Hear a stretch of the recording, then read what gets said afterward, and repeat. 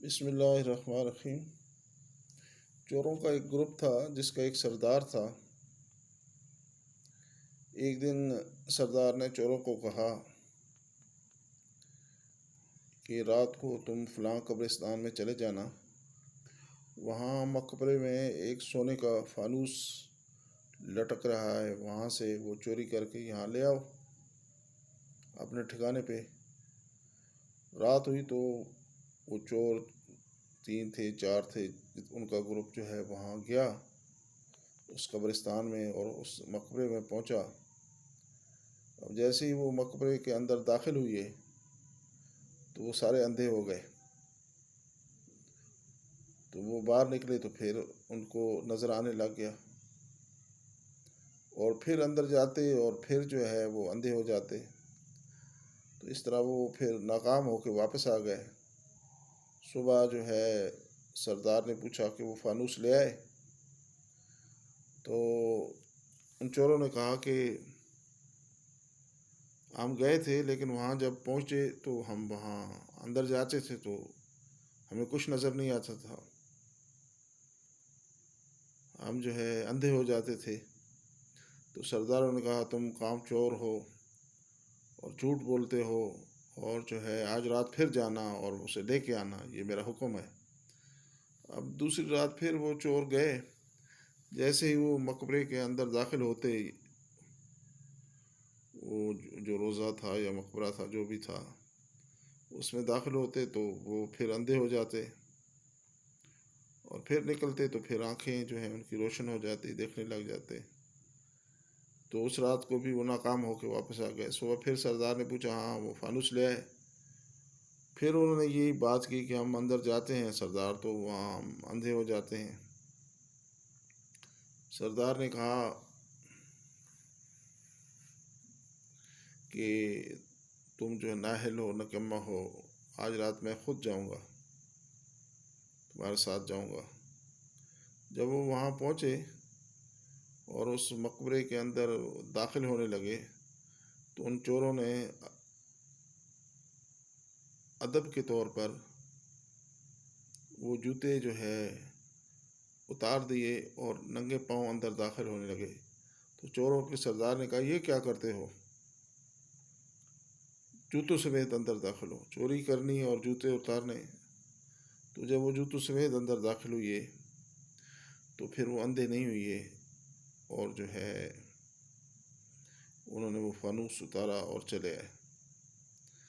اب یعنی وہ اندھے کیوں ہوتے تھے، اندھیرا کیوں ان پہ چھا جاتا تھا کہ وہ احتراماً ادباً جو ہے وہ اس یعنی بزرگ کی جو قبر تھی اور اس کے اوپر فانوس تھا، وہ جو ہے اس کا ادب و احترام کے طور پر جو ہے جوتے اتار کے یہ پاک جگہ ہے وہاں جاتے تھے۔ تو جب اس نے وہ جو ہے ادب اور چوروں کے سردار نے ادب اور احترام چھوڑ دیا تو پھر جو ہے وہ ان کی نظر نہیں گئی اور وہ جو ہے اٹھا کے لے آئے۔ تو میرے دوستو، یہ جو نظر آنا ہے، یہ نظر آنا جو ہے یہ روشنی کے اندر ہوتا ہے، اندھیرے میں جو ہے آدمی کو نظر نہیں آتا۔ اندھیرا ہو تو پتہ نہیں چلتا یہ رسی ہے یا سانپ ہے، یہ سونے کی اینٹ ہے یا مٹی کی اینٹ ہے، لیکن روشنی ہو تو پتہ چلتا ہے کہ یہ سونے کی اینٹ ہے یا مٹی کی اینٹ ہے، اور یہ پتہ چلتا ہے یہ رسی ہے سانپ ہے۔ تو جو ایمان ہے، جو دین ہے، یہ روشنی ہے، اور یہ جو کفر ہے اور شرک ہے یہ جو ہے اندھیرا ہے میرا۔ تو اندھیرا جو ہے، اندھیرے میں انسان کو پتہ نہیں چلتا کہ گناہ کیا ہے، ثواب کیا ہے، اور روشنی میں اللہ پاک جو ہے وہ اس کو دکھاتے ہیں کہ جو ہے ثواب کیا ہے اور بری کیا چیز ہے۔ تو روشنی ہوتی ہے تو پھر وہ جس طرح سانپ ہو روشنی میں اس کو ہاتھ نہیں لگاتا، اور جو ہے اگر جو ہے اسے پتہ ہوتا ہے کہ یہ جو ہے اینٹ سونے کی ہے اور چاندی کی ہے۔ تو میرے دوستو، روشنی اور اندھیرا یہ جو ہے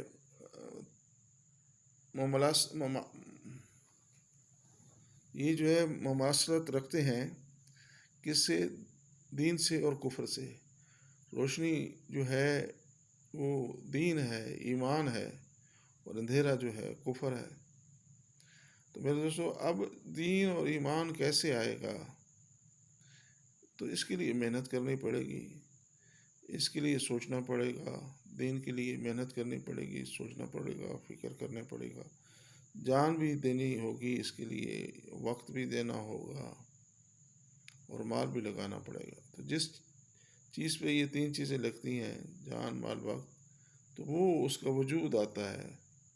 اور پھر اگر اس پہ جو مزید دل اور دماغ بھی لگائے تو اس چیز کا جو ظہور ہوتا ہے اس میں پھر مزید نکھار پیدا ہوتا ہے۔ اور اندھیرا جو ہے اس پہ تو میرے دوستوں کچھ بھی نہیں کرنا پڑتا، لیکن جب روشنی آتی ہے تو اندھیرا خود بخود ختم ہو جاتا ہے۔ سورج نکلنے سے کے ساتھ ہی جو ہے وہ اندھیرا ختم ہو جاتا ہے، اور جو مصنوعی روشنی ہے وہ آتی ہے تو پھر بھی اندھیرا چلا جاتا ہے۔ اب یہ روشنی جو ہے یا دین اور ایمان کیسے آئے؟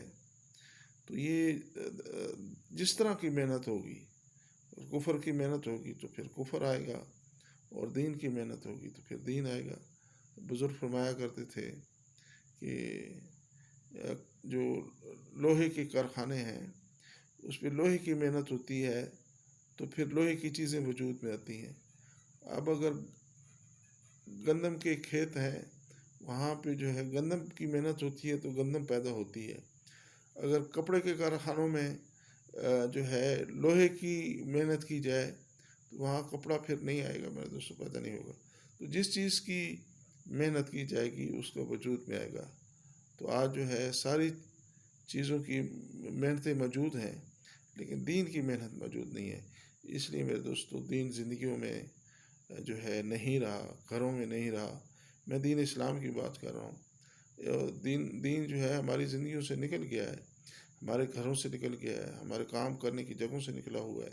لیکن اگر ہم دین کی محنت کریں گے تو دین جو ہے کیا ہے؟ زندگی گزارنے کا طریقہ ہے۔ اسلام کے مطابق زندگی گزارنے کے طریقے کو دین اسلام کہتے ہیں۔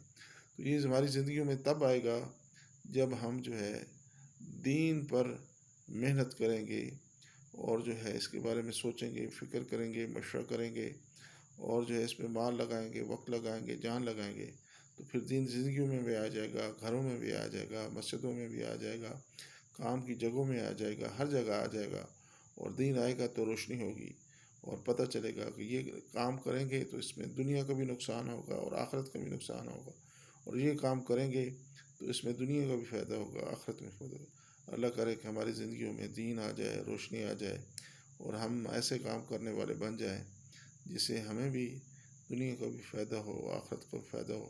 اور ختم نبوت کی وجہ سے اللہ نے سارے مسلمانوں کے ذمہ یہ کام لگایا ہے کہ خود بھی دین پر چلیں اور دوسروں کو بھی اس کی ترغیب دیں۔ اللہ مجھے بھی توفیق عطا فرمائے، آپ لوگوں کو۔